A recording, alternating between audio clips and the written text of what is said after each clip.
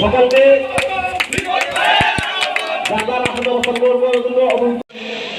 আলোচনা সভা ও দোয়া মাহফিলের সম্মানিত প্রধান অতিথি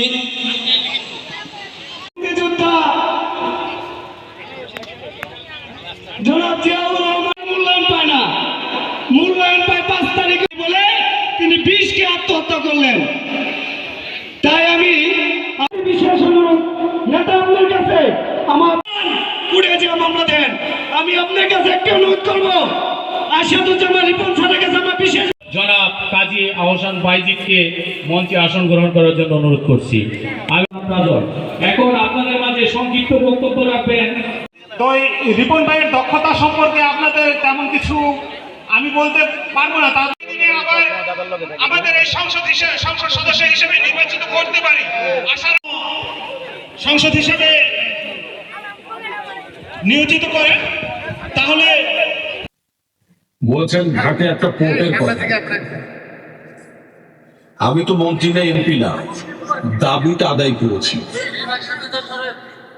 আমরা চেয়েছি যে এখানে একটা নৌ বন্দর হোক, আধুনিক উন্নত মানের আন্তর্জাতিক মানে একটা নৌ বন্দর হোক।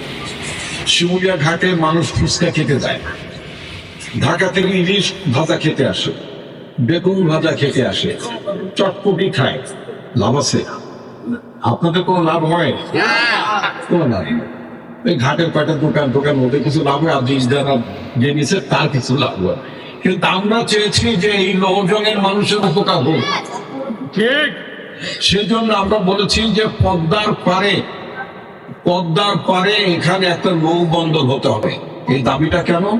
আগের সরকার বুড়িগঙ্গা নদীর উপরে একটা পানগাঁও কন্টেনার করতেছে পানগাঁও এলাকায়।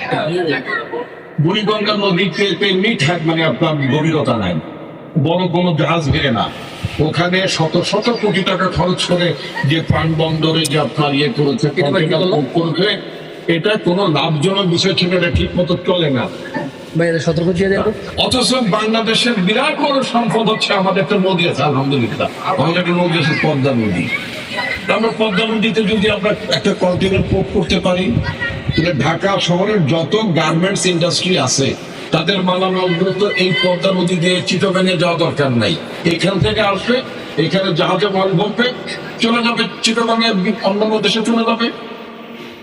এই পোর্টটা হলে আমাদের শত শত স্থানীয় মানুষের কাজের ব্যবস্থা হবে, নানান ধরনের ব্যবসা বাণিজ্য হবে, রাস্তাঘাটের উন্নতি হবে। এইটা দরকার না ফুচকা খাওয়া দরকার, দরকার। এই কথাটি আমরা সরকারকে, সরকার উপদেষ্টাদেরকে আমরা বুঝিয়েছি। আমি গত মাসে নিজে নৌ উপদেষ্টার সাথে মিটিং করে লিখিত ভাবে স্মারকলিপি দিয়েছি, এবং এক পর্যায়ে আমাদের মাননীয় অন্যান্য উপদেষ্টা যারা আছেন, সমস্ত উপদেষ্টা, পরিবেশ উপদেষ্টা, অন্যান্য যে উপদেষ্টা ছিলেন যারা আসছিলেন, এই বাস্তবতা উপলব্ধি করে আমাদের দাবিটা তারা গ্রহণ করেছে। তাদেরকে ধন্যবাদ জানাতে চাই, তাদের প্রতি সুযোগ প্রকাশ করতে চাই স্থানীয় জনগণের পক্ষ থেকে, তাই না? এখন কথা হচ্ছে যে আমাদের দেশে আরো উন্নয়ন দরকার, আমাদের ভালো স্কুল দরকার, আমাদের ছেলে মেয়েদের জন্য ভালো স্কুল দরকার, আমাদের ছেলে মেয়েদের জন্য ভালো কলেজ দরকার, আমাদের এই যে মুরব্বী মানুষ সবার জন্য, আমাদের মা বোনদের জন্য ভালো হাসপাতাল দরকার।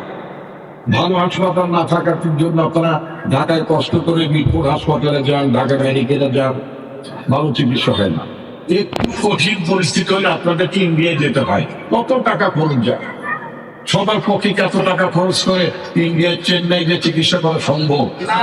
সেই জন্য আমরা চেয়েছি, আমরা এই লোহজনে ইনশাল্লাহ যদি আল্লাহর হুকুম থাকে, আল্লাহর হুকুম যদি থাকে, আমি আবার বলি, মাবুদ স্রষ্টা, তার যিনি এই বিশ্ব সৃষ্টি করেছে, এই বিশ্বের প্রতিপালক যিনি, তার হুকুম না থাকলে হবে?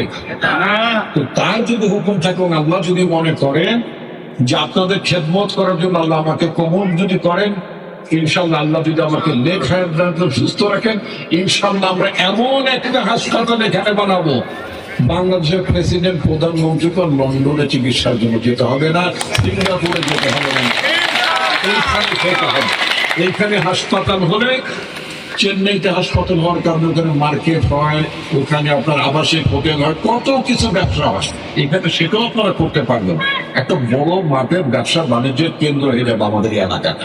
একসময় তো নবগঞ্জ আপনার ব্যবসা বাণিজ্যের কেন্দ্র ছিল।